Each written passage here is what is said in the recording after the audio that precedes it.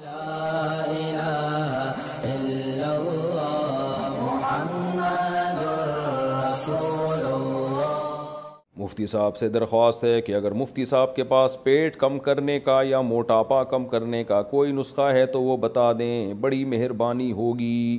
محمد زبیر Jeddah سے۔ او بھائی یہ تو ڈاکٹروں سے اور حکیموں سے پوچھیں کہ موٹاپا کیسے کم کیا جائے گا۔ اب میں نے ڈاکٹر اور حکیموں ہی کے سے جو باتیں سنی ہیں اس کا کچھ خلاصہ آپ کے سامنے پیش کر دیتا ہوں۔ یہ تو شرعی مسئلہ نہیں ہے، تو میڈیکل سائنس کا مسئلہ ہے، آپ نے مجھ سے پوچھ لیا تو اپنے تجربے شیئر کر دیتا ہوں، لیکن وہ تجربے آپ اس پر عمل کرنے سے پہلے کسی ڈاکٹر یا اچھے حکیم سے رابطہ کیجیے گا، تو ایسا نہ ہو میں نیم حکیم خطرہ جان بن کے آپ کو جتنا ہے اس سے بھی جائیں آپ، ایسا نہ ہو ڈبل ہی ہو جائیں آپ اور زیادہ۔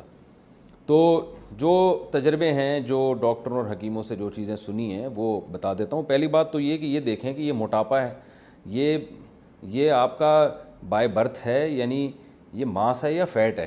یہ دیکھیں کہ اگر یہ موٹاپا فیٹ کی وجہ سے ہے، چربی کی وجہ سے ہے، تو پھر اس کو یقیناً کم کرنا چاہیے۔ یہ بہت بڑی آفت ہے، بلکہ قیامت ہے۔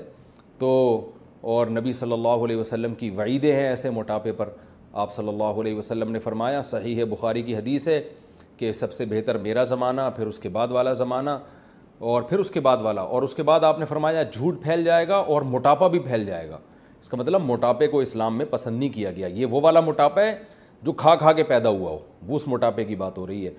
تو یہ والا موٹاپا اللہ تعالیٰ کو بالکل بھی پسند نہیں ہے اور انسان کی صحت کے لیے بھی تباہی ہے۔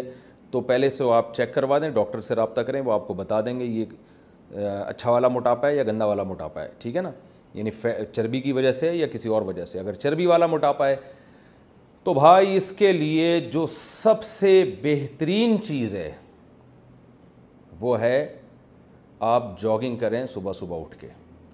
آپ کہہ سکتے ہیں کہ ہم سے تو چلا نہیں جاتا موٹاپے کی وجہ سے، بھاگے گا کون؟ تو جتنا بھاگا جا رہا ہے اتنا بھاگیں۔ میں لوگوں سے کہتا ہوں نا جو جم نہیں جاتے یا ویٹ نہیں اٹھایا جاتا، میں کہتا ہوں یار آپ سے، وہ کہتے ہیں ہم سے اٹھتا ہی نہیں ہے ویٹ، میں کہتا ہوں یار ایک تنکے کے دونوں طرف بٹن لگاؤ، ایک تنکا لو، ادھر بھی قمیض کا بٹن یہاں بھی لگاؤ، ایک یہاں بھی لگاؤ، اٹھانا شروع کرو۔ تو کہتے ہیں یار مفتی صاحب یہ کیا مذاق ہے؟ میں کہتا ہوں یہ اٹھا لو، یہ کہہ رہے ہیں یہ کیوں نہیں اٹھا لیں گے؟ میں نے کہا یہاں سے شروع کرو، اس کا مطلب ویٹ اٹھا سکتے ہو آپ، تو تھوڑا ویٹ اٹھاؤ نا، پھر 2 بٹن کر دینا کہ 10 بٹن، جتنا اٹھا سکتے ہو اتنا تو اٹھاؤ بھائی۔ 1 کلو اٹھا سکتے ہو، 1 کلو ویٹ اٹھاؤ، تو آہستہ آہستہ 2 کلو کی طاقت اللہ پیدا کر دے گا۔ یہ تو بٹن تو ایک مثال دے رہا ہوں سمجھانے کے لیے کہ جتنا ہو سکتا ہے اتنا تو کریں۔ تو آپ جو موٹے حضرات ہیں بھائی ان کو جاگنگ کرنی پڑے گی، پہلے تیز چلیں، تیز چلنے کی عادت ڈالیں، اسپیڈ کے ساتھ چلیں۔ یہ جو پارکوں میں جس طرح سے لوگ صبح صبح چل رہے ہیں، یہ چلنا بیکار چلنا ہے، اس سے کچھ بھی نہیں ہوگا۔ گپ شپ لگاتے ہوئے جا رہے ہوتے ہیں اور کوئی اسپیڈ ہوتی نہیں ہے ان کی، تو اسپیڈ کے ساتھ چلیں اور باتیں نہ کریں اس دوران۔ جتنا تیز چل سکتے ہیں اور جتنی دیر تک چل سکتے ہیں چلیں، سانس پھول جائے تو یہ آہستہ آہستہ لاشعوری طور پر آپ کا اسٹیمنا بڑھنا شروع ہوگا، اور جب چلنے کے عادی ہو جائیں تو پھر اس کے بعد ہلکی ہلکی جاگنگ شروع کریں، ہلکی ہلکی، دیکھیں کتنا دوڑ سکتا ہوں، جتنا دوڑا جا رہا ہے اتنا دوڑ لیں۔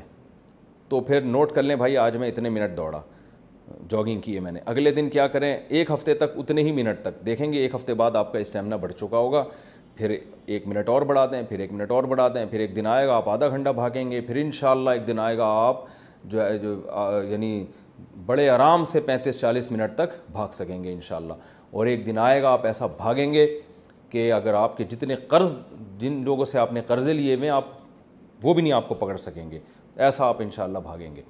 تو ویسے اللہ ایسے بھاگنے سے بچائے۔ تو ایک تو یہ کریں آپ، اس سے بہت فائدہ ہوگا۔ جاگنگ جو صبح کی جاگنگ ہے اس سے بہتر کوئی ایکسرسائز نہیں ہے، ورزش نہیں ہے۔ میٹابولزم بہت اچھا ہو جاتا ہے انسان کا۔ ہمارا میٹابولزم ہے نا جو ہم کھاتے ہیں، تو بعض لوگ دیکھیں بیٹھے بیٹھے کھا رہے ہوتے ہیں پھر بھی موٹے نہیں ہوتے، وہ کیا ہوتا ہے؟ ان کی باڈی کا یعنی سسٹم اتنا اچھا ہوتا ہے کہ وہ اندر سے وہ یعنی دیکھنے میں لگ رہا ہے کچھ نہیں کر رہے ہیں مگر وہ کر رہے ہوتے ہیں، ان کے اندر سے سسٹم بہت اچھا ہوتا ہے، سب چیزیں حرکت میں ہوتی ہیں۔ تو آپ جب بھاگیں گے تو حرکت میں آئیں گے، اور آپ نے سنا ہوگا حرکت میں برکت ہے۔ دوسرا، کھانے پہ کنٹرول میں یہ کرنا ہے کہ 3 چیزیں، دنیا چھوڑنے سے پہلے 3 چیزیں چھوڑنی تو نہیں ہے، کم کر دینی ہے: روٹی، چاول، آلو، اور یہ جو تیل کی چکنائی آج کل تیل ڈال کے کھا رہے ہیں، یہ 4 چیزوں سے تھوڑا سا پرہیز کریں، کم کریں، ختم نہ کریں۔ اور اس کے علاوہ آپ فروٹ کھائیں، اور اللہ آپ کا بھلا کرے. گوشت کھائیں آپ, دودھ پئیں, جو ہے وہ انڈے منڈے کھائیں, پھوڑیں, تو یہ سب چیزیں آپ کھائیں گے. اور روٹی چاول, جس آدمی کو وزن کم کرنا ہے اس کو دنیا چھوڑنے سے پہلے روٹی چاول چھوڑنا پڑے گا. یہ چھوڑنے سے مراد کم کرنا, چھوڑنا تو ٹھیک نہیں ہے, کم کرنا پڑے گا, اس کی مقدار کم کریں, اور کم بھی آہستہ آہستہ.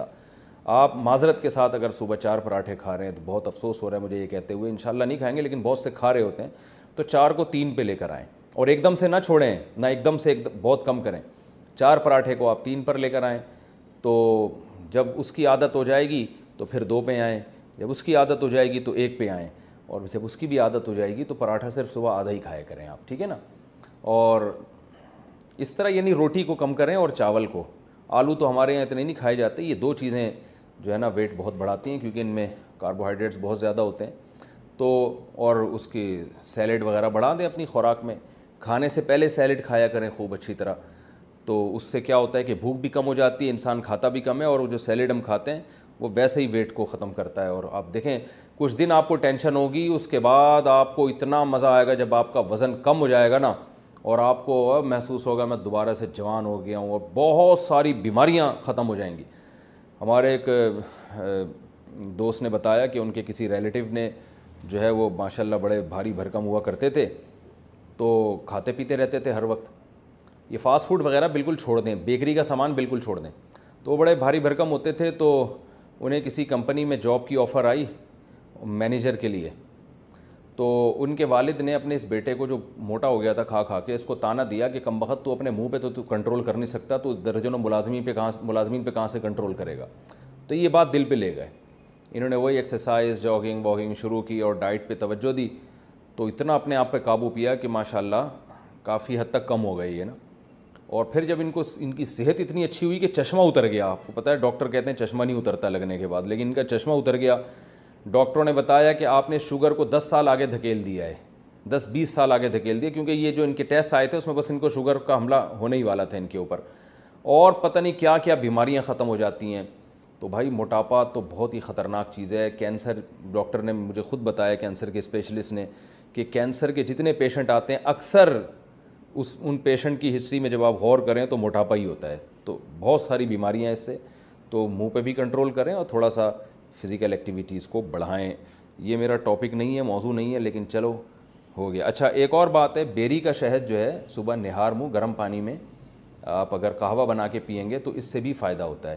بہت تیزی سے پیٹ کی چربی, یعنی مشاہدہ یہ ہوا ہے کہ جن لوگوں کا پیٹ نکلا ہوا تھا وہ یہ تھوڑا گرم پانی میں جب بیری کا شہد ڈال کے پیتے ہیں, تو بیری کے شہد میں حکیم لوگ کہتے ہیں کہ فیٹ ختم کرنے کی کچھ کیمیکل قدرتی طور پر ہوتے ہیں, سدرا شہد جسے کہا جاتا ہے, تو اس کے بھی بڑی جلدی پیٹ جو ہے توند کم ہونا شروع ہوتی ہے. کچھ لوگ حماقتیں کرتے ہیں, سرکہ پینا شروع کر دیتے ہیں نہار منہ. کچھ یہ کرتے ہیں کہ خالی پیٹ لیمن کا قہوہ پینا شروع کر دیتے ہیں.